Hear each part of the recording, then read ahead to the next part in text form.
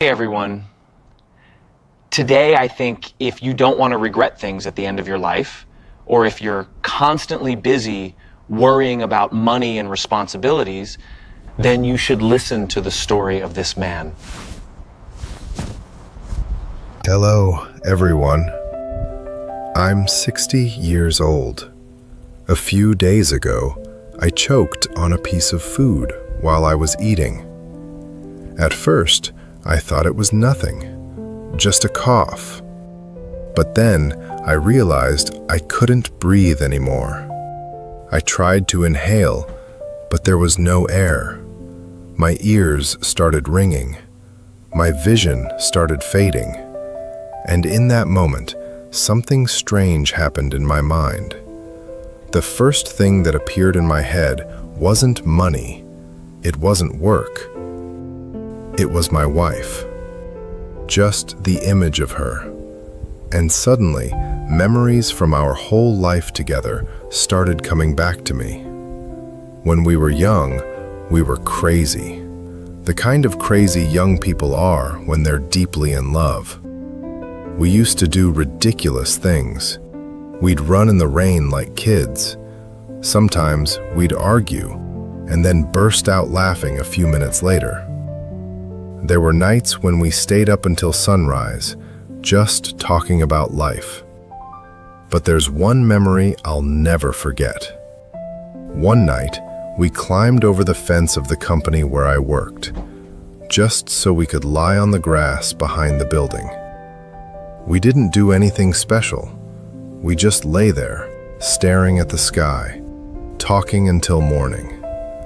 Back then, we didn't have much money, but we had a lot of time. And at that moment in life, I truly believed things would always feel like that. But life doesn't stay that way, and eventually, everything started to change. You know what happened next. When we got married and had kids, life started moving very fast. Milk for the baby, school tuition, rent, bills, everything. Both of us started running to take care of the family, running to secure the future. There were days when I was so exhausted that I asked myself, can I just stop for a moment? But then I would literally slap my own face and get back up, because I believed that if I didn't keep pushing, my family might struggle. I didn't want my wife to suffer. I didn't want my kids to lack anything. So I worked. I worked during the day. I worked at night. I worked weekends. And I kept telling myself that as long as my wife and children had everything they needed, then it was all worth it. But after a while, something quietly began to happen. Can you guess what that was? Dinner became quicker. The long conversations slowly disappeared. Some days, the only things we said to each other were simple lines like, "Did the kids go to sleep?" Or, "Don't forget to take them to school tomorrow." Or, "I'll be home late tonight."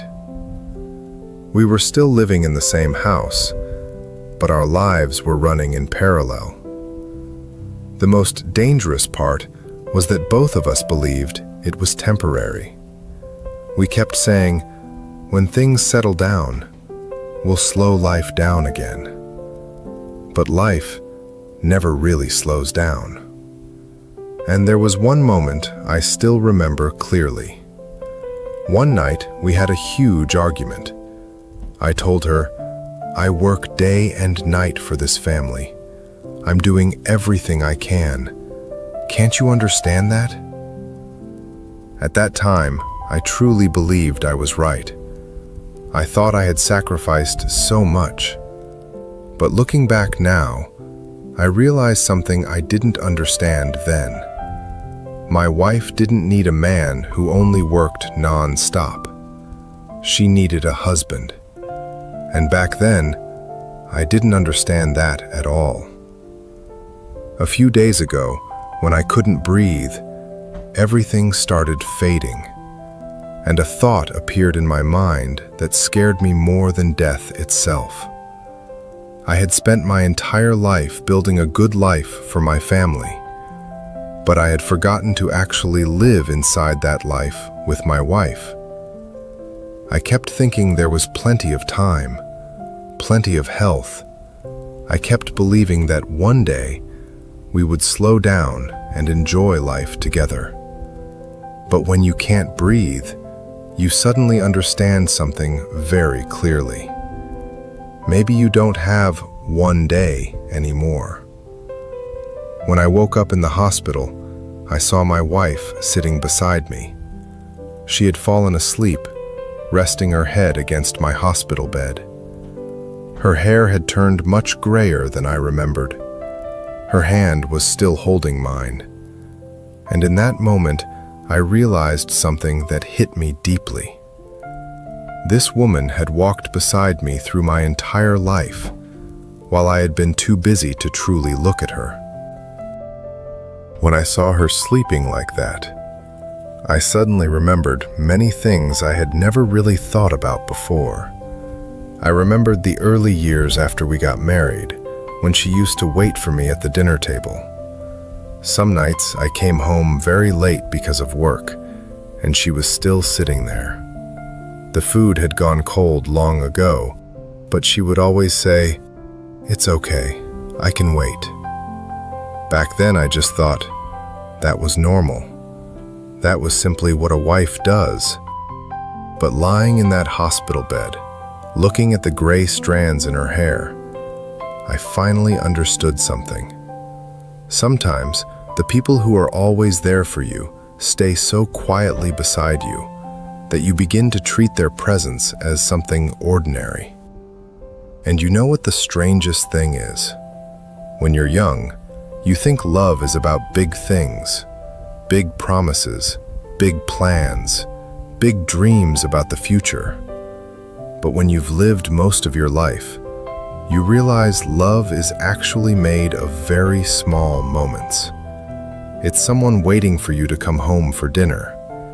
It's someone holding your hand in a hospital room. It's someone who has walked beside you for decades, even when you were too busy to notice. There's something I want to say to couples out there, especially those who are busy chasing a better life. We often believe that everything we're doing is for the family. But sometimes, while we're busy trying to build a better life, we forget to actually live that life with the person beside us. We keep telling ourselves, when things are more stable, we'll spend time together. But the truth is, life is never really stable, and time doesn't wait for anyone. If there's one thing I wish I had understood earlier, it's this. Don't spend your whole life building a good life. Spend time living that life with the person who chose to walk through it with you.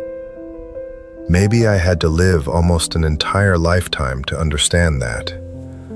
But if you're listening to this story and you still have time, then you're luckier than I was. Tonight when you go home, sit down and talk with your partner a little longer. Look at them for a moment. Really look at them. Because one day, when life suddenly slows down, you may realize that those ordinary little moments were the most precious things you ever had. Sometimes the scariest thing in life isn't death. It's realizing something important when it's already too late. If this story made you think about someone you love, and if you want to hear more real stories like this, don't forget to subscribe to the channel.